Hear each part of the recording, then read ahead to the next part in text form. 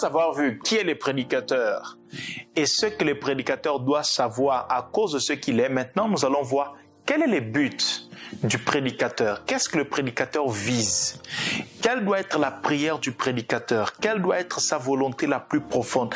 Qu'est-ce que le prédicateur cherche réellement?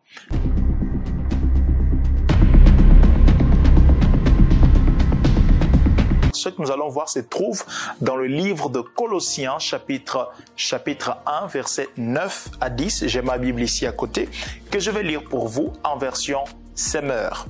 Colossiens, chapitre 1, versets 9 à 10. Et nous allons apprendre ici, c'est quoi les buts du prédicateur. Apôtre Paul dit ceci: « Aussi, depuis les jours où nous avons entendu parler de vous, nous aussi, nous ne cessons de prier Dieu pour vous. Nous lui demandons qu'il vous fasse connaître pleinement sa volonté, en vous donnant par le Saint-Esprit une entière sagesse et un parfait discernement.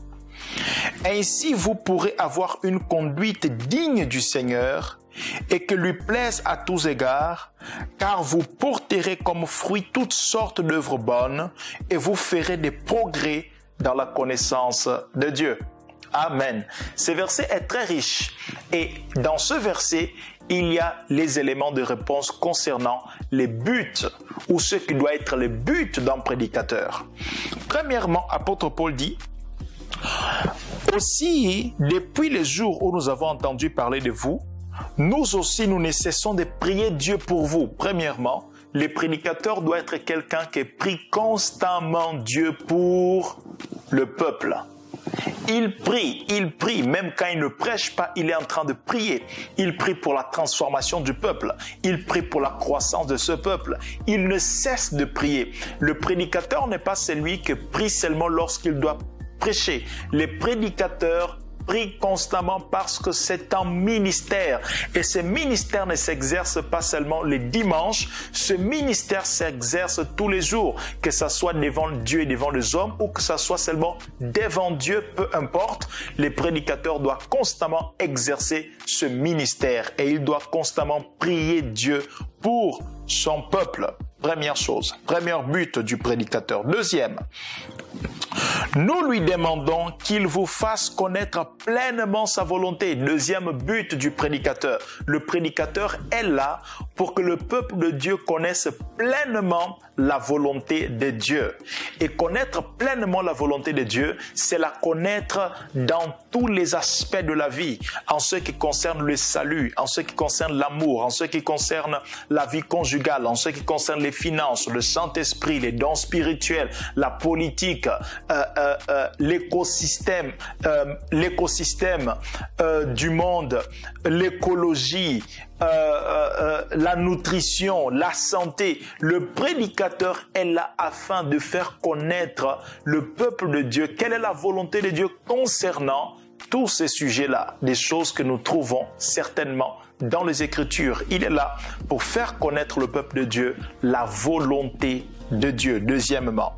Troisièmement, il dit, en vous donnant par le Saint-Esprit une entière sagesse et un parfait discernement. Troisième but du prédicateur, c'est qu'en annonçant la parole, il vise à ce que le peuple de Dieu ait une entière sagesse et un parfait discernement, sans quoi ce peuple ne peut pas discerner ou connaître la volonté de Dieu. Donc, le prédicateur est là également pour faire le peuple de Dieu grandir en sagesse et en discernement, pour connaître la volonté de Dieu. Et là encore, ça passe par l'enseignement et la prédication.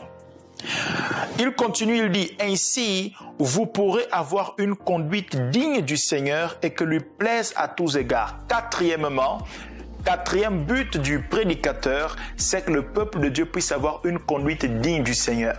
Ne permettez pas que dans votre ministère, on vous dise que vous prêchez bien. On vous dise que vous êtes un très grand prédicateur. Cherchez plutôt la transformation. Comment ce peuple qui dit que vous prêchez bien est en train d'être transformé, est en train d'être changé. Ça doit être plus important pour vous. Et ensuite, l'apôtre Paul dit, Car vous porterez comme fruit toutes sortes d'œuvres bonnes et vous ferez des progrès dans la connaissance de Dieu. Cinquièmement et sixièmement, le prédicateur est là afin que le peuple puisse porter beaucoup de fruits et progresser dans la connaissance de Dieu. Ils doivent grandir dans la connaissance de Dieu. Donc nous sommes là pour ces différents buts, pour ces différents aspects. Et le dernier, le sixième, est très important. Quand vous êtes prédicateur, comment saurez-vous que vous êtes en train de réellement accomplir votre ministère? Comment saurez-vous que votre ministère est en train de produire des fruits? C'est lorsque vous regardez les gens qui sont autour de vous, lorsque vous regardez la communauté dans laquelle vous exercez votre ministère, vous pouvez réellement dire ces 6 aspects sont en train d'être réalisés dans le milieu de cette communauté. Donc, vous voyez un peuple qui est en train de progresser dans la connaissance de Dieu. Vous voyez un peuple qui est en train de produire des fruits. Vous voyez un peuple qui est en train de se conduire selon la volonté de Dieu.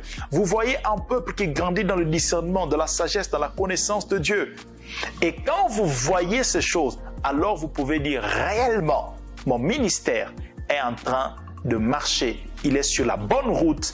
Il est en train de fonctionner selon la volonté de Dieu. N'oubliez surtout pas votre but. N'oublions pas notre but en tant que prédicateur.